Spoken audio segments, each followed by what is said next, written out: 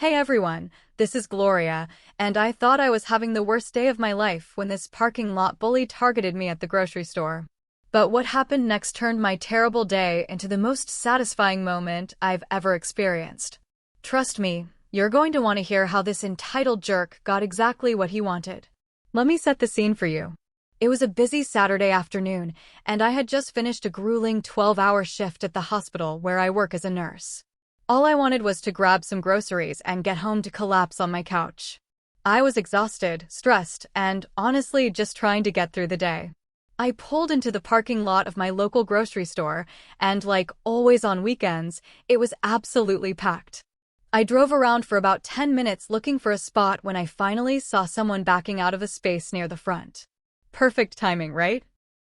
I put on my turn signal, waited patiently for the car to fully back out, and started pulling into the spot. That's when this massive black pickup truck came screeching around the corner and cut right in front of me, stealing the parking space I had been waiting for. I couldn't believe it. I rolled down my window and politely said, "Excuse me, I was waiting for that spot."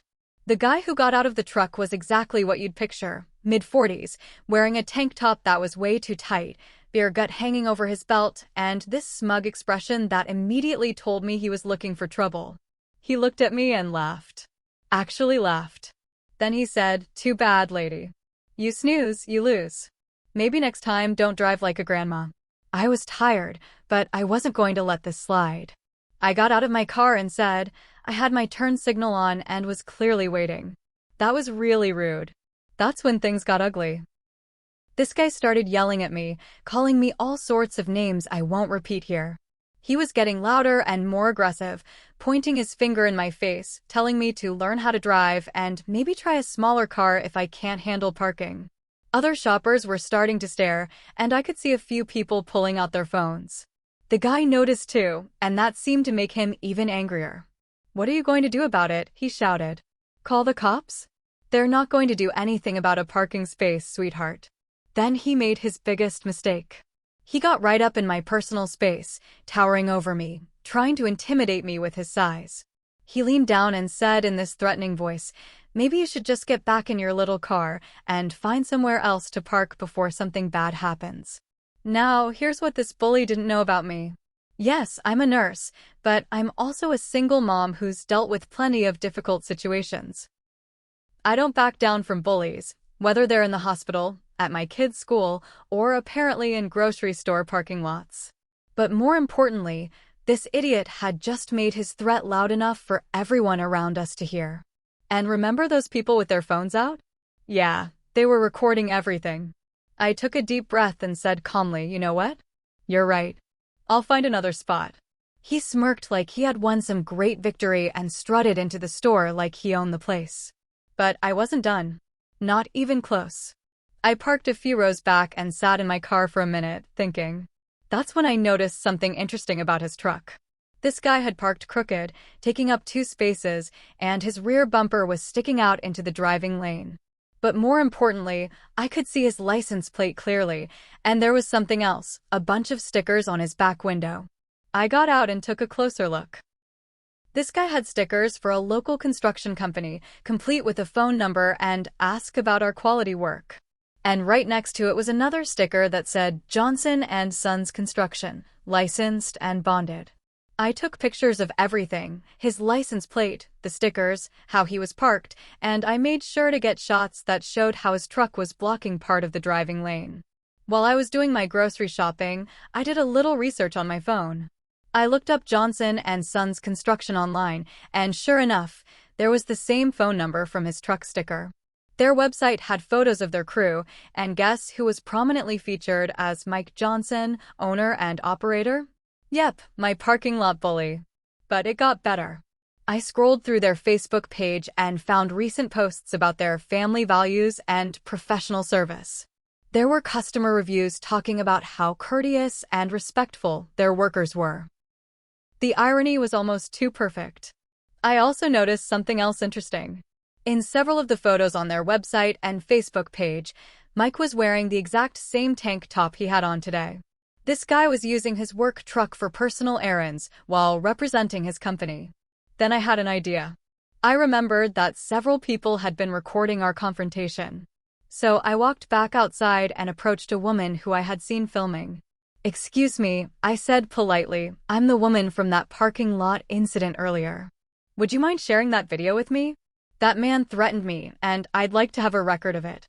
Turns out, she had captured the entire thing, including the part where he got in my face and threatened me. Even better, you could clearly see his truck and company stickers in the background of the video. I went home and spent about an hour crafting the perfect plan. First, I wrote a detailed, professional email to Johnson and Sons Construction. I explained what had happened, attached the photos of his truck blocking traffic, and included the video of him threatening a customer in their company vehicle. But I didn't stop there. I also found out that they were licensed contractors, which meant they had to maintain a certain professional standard to keep their license. So I filed a complaint with the state licensing board, complete with all my evidence. I also left honest, factual reviews on their Google, Facebook, and Yelp pages. I didn't exaggerate or make anything up. I simply described exactly what happened, when it happened, and included the evidence. The reviews read something like, "On Saturday afternoon, the owner of this company, Mike Johnson, verbally threatened me in a grocery store parking lot while driving his company vehicle.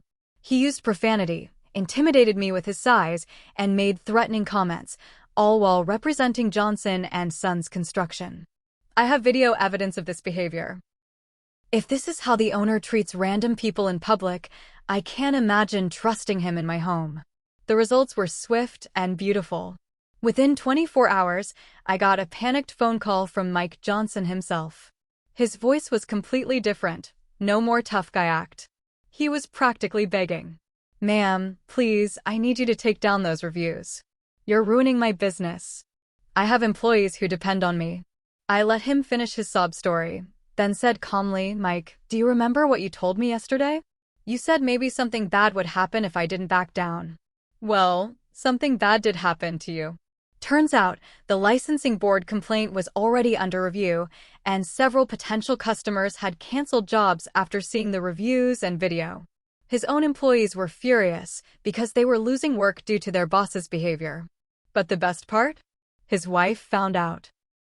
Apparently, she handled the business side of the company, and she was absolutely livid when customers started calling to ask about her husband's professional conduct. She made him call me personally to apologize and offer to pay for any inconvenience.